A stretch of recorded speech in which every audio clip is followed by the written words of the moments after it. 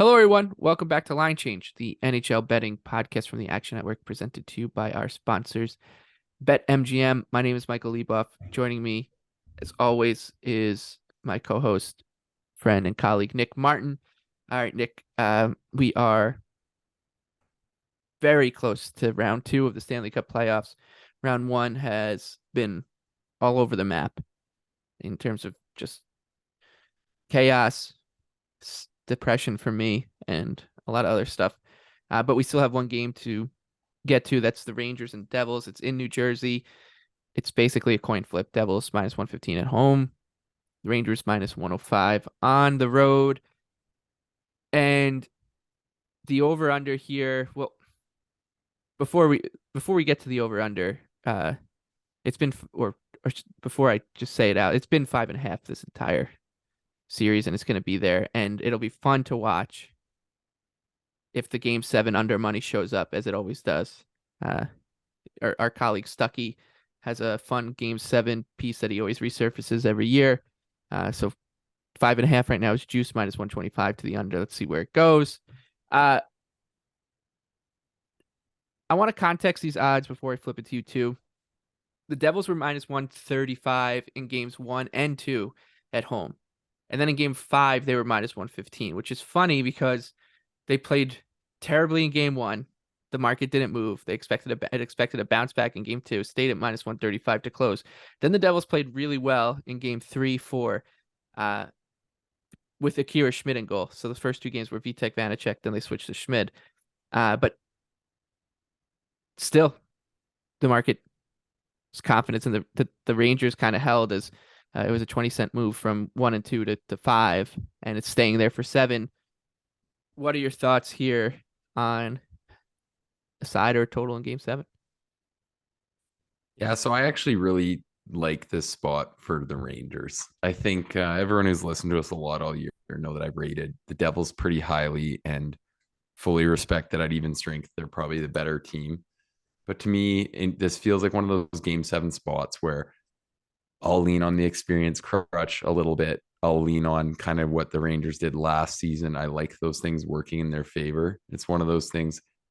I know Schmid's been good too, but it's one of those things where it just feels like you want Shesterkin so bad in this spot. And I just think we're going to see one of those things where maybe the Devils control a little more of the play. And in fact, likely control more of the play.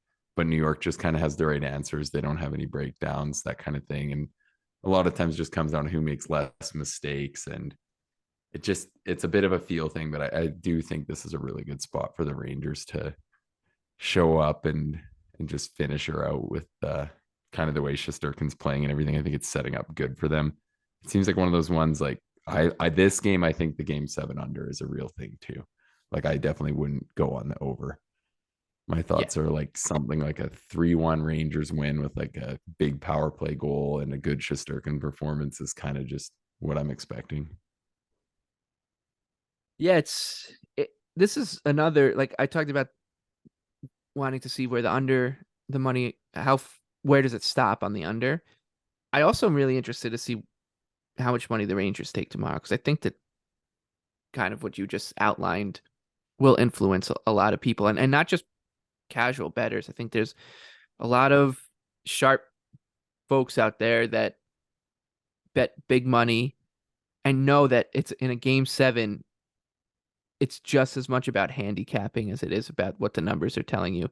And it becomes even more true when you're dealing with a team like the Rangers, who I've made the comparison before, are like Real Madrid in soccer. They just wait you out, and they'll hang around because they know they've got a sensational goalie who's going to keep them in games. They'll wait for you to make a mistake. They'll take advantage of that mistake, whether it's a penalty, uh, turnover, whatever it is, and they just make their chances count. So for the Devils to win, they just need to color inside the lines, basically. Stay out of the penalty box. 28 minor penalties, I believe the Devils have taken in the first 6 games. That's just way too much. Game 6, they get out to the early lead and then start going to the penalty box over and over again. And, that was all she wrote. But I just think when you're looking at it from a handicapping perspective, a lot of people are just going to look at the goaltending matchup a rookie netminder who's been great in the series and has good, small sample numbers in the regular season. Akira Schmid against Igor Shesterkin, who was been really strong all series, was great in the playoffs. Last year, the Rangers went 5-1 in elimination games last year. You know what's nuts about the Rangers last year too is they made it to the Eastern Conference Finals. They were within 2 games of the Stanley Cup. They went 10-10 in the Stanley in the playoffs, which is That's just crazy. it's They just had, yeah, nuts. that I didn't even look at those numbers, but that did feel like was in the back of my mind where I know they're going to come out. And so many of these just come down to like who can stick with their game without really making like the Mhm. big mistakes. And we know the Devils, they have more of the two-way guys. They have a lot more of these he-sure types who are going to drive more of the play. But it just feels like I'm comfortable with that in this spot where I'll trust that the Rangers can hang in and find a way, which is very, not kind of a traditional handicap for myself, but it's something that it just feels like with everything we've seen from the Rangers the last 2 years, this is a spot where I want to bet them compared to like the Devils. It feels like maybe it could go a little more off the rails. So Yeah, who and knows? We'll see. even if it doesn't go that off the rails for New Jersey, like if they take 3 penalties, you feel pretty comfortable that the Rangers would punish them for at least one of them. Uh, Yeah, and Shesterkin's been so good too. yeah, Like they're not gonna play those games that got ugly. Like game 5, everyone knows the Rangers were horrible. They're not that bad. Like this year, they were actually better defensively at even strength for vast periods of time. So yeah, I that's kind of my thoughts here. I feel like they'll find a way, but yeah. we'll I mean, I, see. I think like it's. I think it looks just about right. I would sort of, if I had to pick, lean towards New Jersey, just because in a game 7 when it's just going to be drilled into them to be uh manage the game, manage the puck, stay out of the box. And refs tend to put their whistles away in in game 7s. I mean, who knows what the way things have been going with uh the officials this postseason, but They'll put them away if someone gets an edge from a power play. yeah, That was like I thought the best case for that was tonight's game. The call that Boston scored their third goal on was dumb. Everyone knew it. But the refs proceeded to make up for it by letting 4 Florida calls go in the third, yeah, which I mean, I guess is when you can argue that maybe, makeup calls kind of make sense, but it just seems like the game management reffing is absolutely out of control right now, where there's so much thought you going just into like it who just had just a makes power it play, who had a it, lead, it who makes all it this hard stuff. to like just go in and give an honest assessment of like a game. But yeah, I just tend to lean towards the Devils being the better team at 5-on-5 and bank on it being played at 5-on-5 more often. But like I said, the odds tell you this, right? It's a 50-50 game basically, so you can make a salient argument for either side. I do think, and we're seeing this if in the early betting, according to the Action Network app, like most of the money and most of the bets are coming in on the Rangers, and I don't expect that to stop with the experience angle, the goaltending edge, all being with New York. So I think you can probably wait on New Jersey if you want to bet them, and you might be able to see these odds flip by the time we get there. All right, that's game 7 for Rangers and Devils. That's Monday night at 8 p.m. And then we're right into round 2 on Tuesday. Leafs, Panthers, and Kraken and Stars coming our way Tuesday night. Lines are starting to populate here, but we should have a pretty good idea of what what we'll see just based off the series price. Panthers plus 145 on the series line, minus 165 for the Leafs. Anything here? What are your kind of general thoughts on this game? On the series, I should Um, say. yeah, I don't really have much from a betting perspective. I think if you have Leafs outrights like we suggested earlier in the year, you should be happy, obviously, with the way things are gone, but they have gone. But I'm not interested in betting them. I think that this series, I mean, it's gonna be super fun. One thing I'm getting interested in, I'm hoping the first couple totals are still 6.5, and I also think there's gonna be a few of these that completely fly off the rails, and maybe we see like 5-5, because I just think the way Florida is built right now, they're gonna find a way to get their offense. And I still think Sammy maybe almost even looked a little shakier than maybe his like results suggested.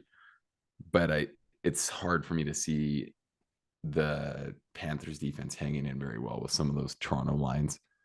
And I also think like it's almost crazy to say this, but and part of it was clearly just like Bergeron being so hurt and out of the picture. And but I do kind of think they quietly have three lines that are driving a lot better, Toronto, compared to Boston. And that could be an edge that kind of exposes some of those bottom Panthers D.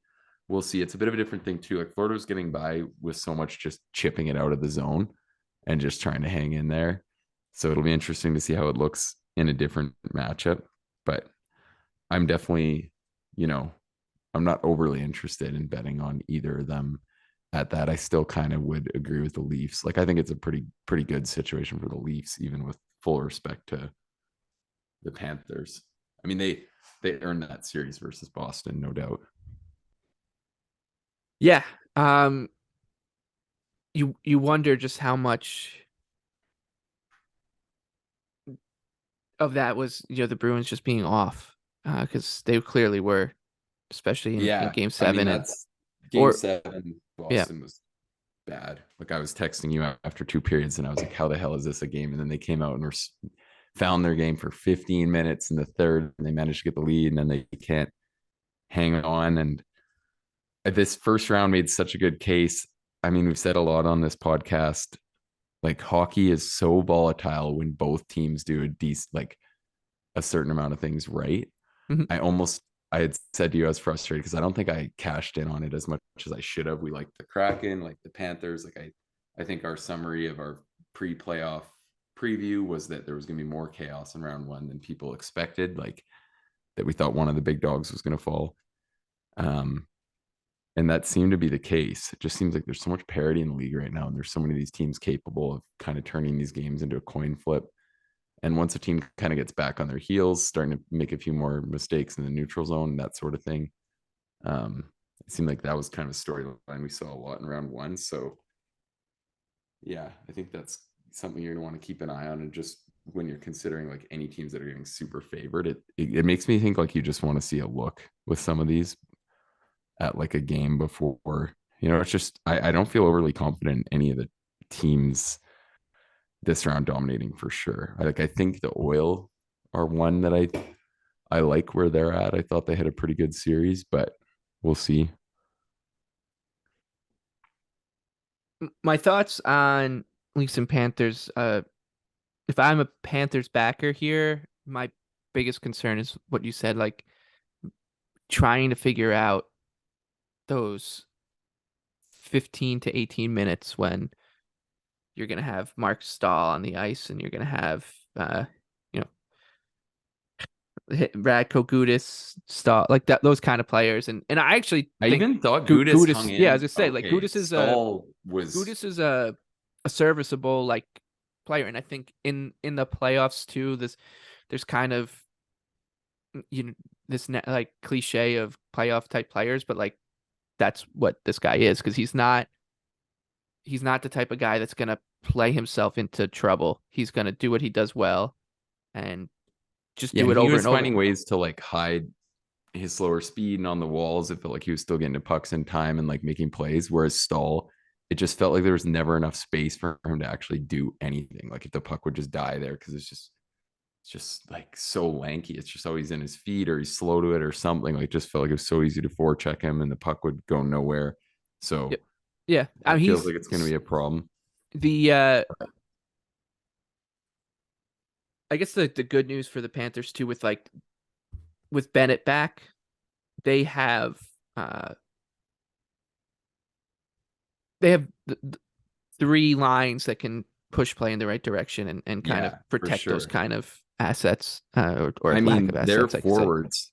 You look at how many guys played great in round 1. Like game 7, the Lundell, Lesterainen, Reinhardt line was amazing Yep. tonight. Like they were really, really good. I Lester think. Ryan might have been the best player in the series, I Yeah, thought. he I was almost like, had that really nice one off the bar too in the game that would have made it 3-0, I think. It was either would have made it I think it would have made it 3-0 anyways, so the game could have been completely different if even just that went in. And I thought that line played really well.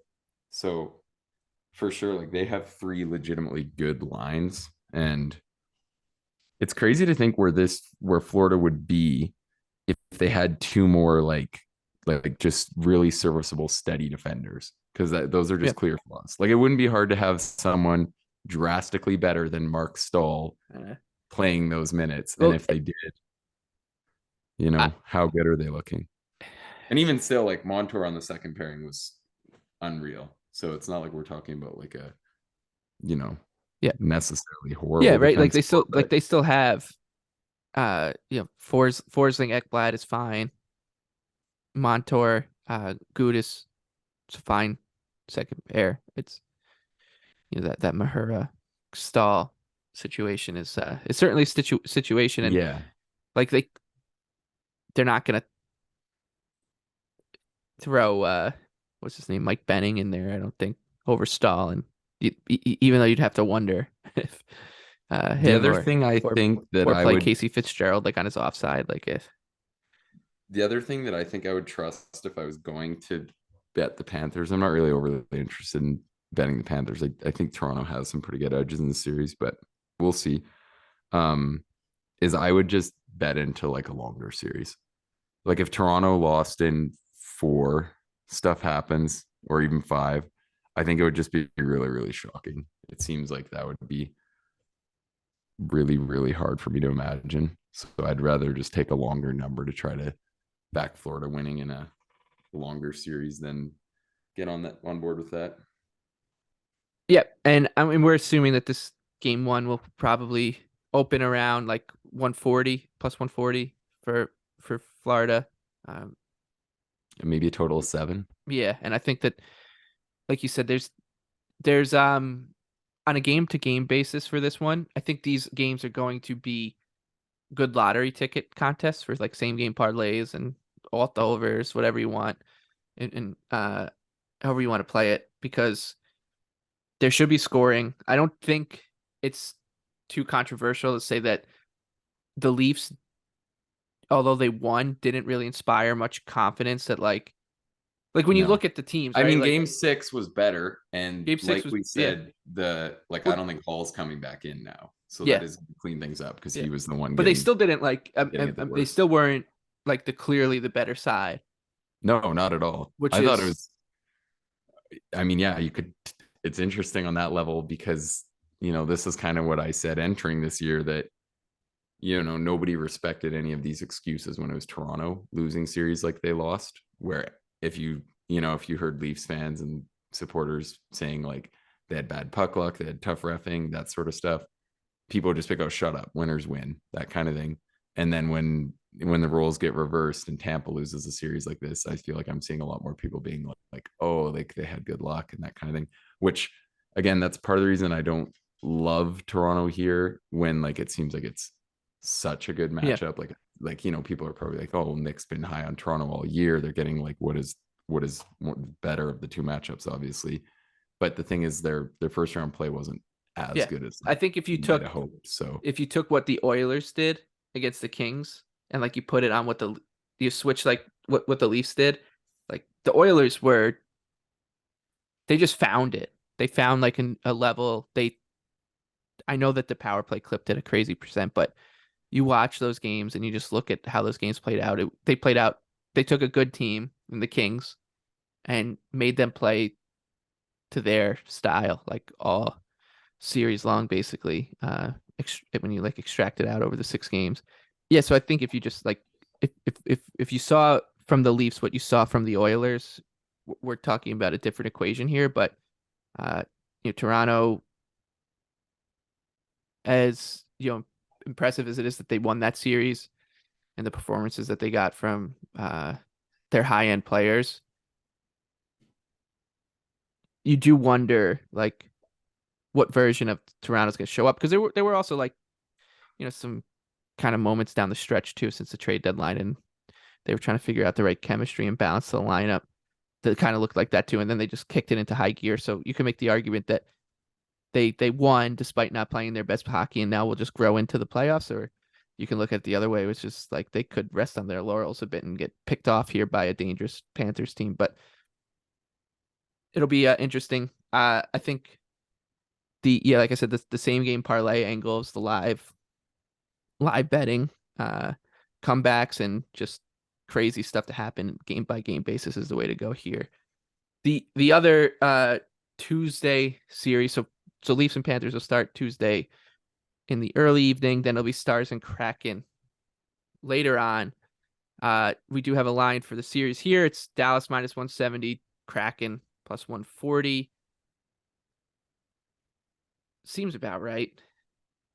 I mean, we talked about Seattle being dangerous because they could win the battle with Colorado in the bottom six, uh, and they did. I think we saw very little come from Colorado in outside of Nothing. big That was guys. insanity. Yeah, Like zero those goals. final two games, it was like when McKinnon, Rantanen, and Carr were on the ice, they were the best team in the world and just dominating. But you can only do so much when Yep. you're a couple guys in the NHL. It's really, really hard. And they were getting nothing. It seemed like that Nichushkin loss was kind of the one that really put it into a bad place where they just didn't have more Yeah. than one line doing anything. Yeah, it almost And felt like the way that was being talked about too. They kind of just were like resigned to their fate almost. yeah, that's exactly right. It just kind of felt like the Avs weren't really necessarily a team in a good place by the end of that. So, as much as I'd love for it to mean the world for the Kraken, and I mean, it's an unreal win, like no matter what, it's a pretty sweet moment. But in terms of like handicapping this round, I'm not actually giving them that good of a chance, even though I've really loved the Stars or the Kraken all year, and I'm actually have been pretty low on the Stars, but it felt like the Stars really did close out that series well, and that this is maybe a pretty good spot for them.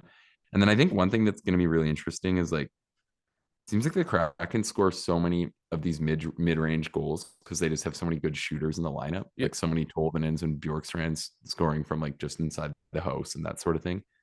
And as good as Georgiev was, I still think that's a much more manageable task on him versus Ettinger. Like last year, it seemed like those were exactly the kinds of chances Calgary had so many of in round one, where they were just like chance after chance, not quite ones that are like always going to result in a goal, but somewhat scoreable. And it resulted in that series where Ettinger just was historically good. He broke like the all-time record for goals saved above expected in one series. So I wonder if maybe on that front, it's possible the Kraken's like those chances aren't going to go versus Ettinger so much, but we'll see. I mean, they'll be live. They're still going to win some of the bottom six battles for sure. I Mhm. actually think defensively, they don't have a pairing that can match that Heiskanen one, but I do think 1 through 6, they're looking good in that front. Um, so we'll see. I think it's really interesting. The one, keep your eye out. I think it's still a prayer, but sometimes in hockey you see these long shots stay stale. So I would say keep your eyes out if Conn Smythe odds open up and Grubauer is still below 100-1. We threw that out at 201 last week. And I still think it's a punt. I wouldn't go much lower than that, but like he should be the Kraken's Conn Smythe favorite by a mile Yeah. now. Um, and like the scoring just continues to be spread out amongst the whole team. Like tonight, Bjorkstrand comes up with 2, and now he's tied for the team lead. So it just seems like it has to be him. You're getting pretty much whatever that number is on whatever the Kraken number is to win the cup. You're getting far better with him. So that's the easy case there. And then I think we gave out Ettinger before round one, and he gained some steam, but I've been seeing some people talking about that a lot since then. I wouldn't be like rushing to add that because Rope had Yeah. such a damn good series that I'm just kind of like, I don't know. It Yeah, seems and, like and he they also have pull away. they have Robertson could just go off in this series, and if they make a run, like he ends up Yeah, just like to me, it feels like running. one where it's like if you're into the Stars, it's cloudy enough that I don't know. Right. Yeah, no, I'm I with you mean, when there. they play the best teams, it probably would be Ettinger making the difference. Like I'm still happy that we gave that one out, but I don't know. I don't think you need to like rush to get it in. All right, let's talk quickly now about Golden Knights and the Oilers. This one Wednesday night for game one. We already have a line for that game. It's Oilers is a slight road favorite, -115, and they're -150 despite not having home ice advantage to win the series. This one, it feels it feels like the Oil are in good form. This is should be a pretty good matchup. When you look at how Vegas won their last series, they won it despite getting absolutely cooked by the Winnipeg Jets power play. I think the Jets were like 42% or so. And now they're going to take on this one. So that needs to get, and just penalty kills volatile. They could figure it out, but doing it against the Oilers is Yeah, not and that's easy. typically where middling goaltending gets exposed pretty hard. Yeah, like So, and this, like the Jets, oof, like the Jets just that fell was our apart. worst take because that was Yeah, I mean like that I was think everybody's overall worst we take. did pretty good on round Every one, but everybody, yes, everyone got on we were them and they the just got dummied. That was the most out of all the series. That was the most lopsided one where you're saying, and it's not like that's a tough case. It's the one that ended in 5, but like that was the one where you're saying like, all right, Vegas smoked them. So it'll be really fun to see how they do versus a better team. Stone played so good in that series after a really tough game one. He was absolutely dialed. So yep. pretty interested to see how he goes head to head with the Oilers top dogs. I do like the Oil. I think Yeah, rather than bet that series price, I'd rather just start with a little bet on game one and yeah, I'm with you. go from Uh, there. and the Oilers are once again, I'm going to say the same thing I said for the King series, which ended up bearing out right. Like I said, betting them to win from behind was a good prop, and because the Oilers are a team that they could lose the first 2 games in Vegas, and if they did that, I would be all over buying Oilers futures, whether it's like a McDavid, Conn Smythe, whatever the best number you could find is on like to win the conference, to win the Stanley Cup, etc. Because they're just good enough to rip four in a row from any team in the blink of an eye, and with the way they're going. So uh, that's my strategy Yeah. here. And to talk quick on like home ice advantage, road dogs, that kind of thing, because obviously they went off in this round. Um, and like we were very pro, like I've always said, that it's not something you want to bet into. Don't pay home ice tax in the playoffs. Doesn't really mean anything.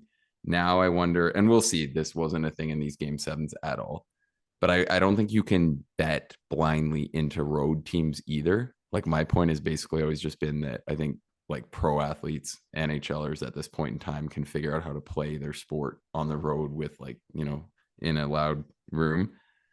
So like I'm not just gonna be blindly firing on road dogs in round two. I think that's like kind of something we're starting to see from people where I don't know if it's like something you can just bet on moving forward. There'll probably be some sort of like a kind of balancing point, I would think, where it just tends to level off. Because my belief is kind of just more so like just handicap it how you think the teams are matching up and that sort of thing. And then I just kind of try not to worry about that too much. Whereas now it seemed like today I'm seeing people who I don't even see handicapping hockey normally just saying fire blindly on the road teams. So I don't know. I don't know if that'll be a great strategy in round two. We shall see. But all right, so that's it. We'll put a pin in it there. Like we said, we talked about game 7 between the Rangers and then those Tuesday games, and we touched on the Oilers and Knights, but we'll go deeper into that one. We're gonna record for the Wednesday game ones and Thursday game twos on late Tuesday night, so that'll be out Wednesday morning. Until then, for Dick Martin, I'm Michael Leboff. Thank you to our sponsors, BetMGM. This has been Line Change. Good luck with your bets on Game 7 and on Tuesday night.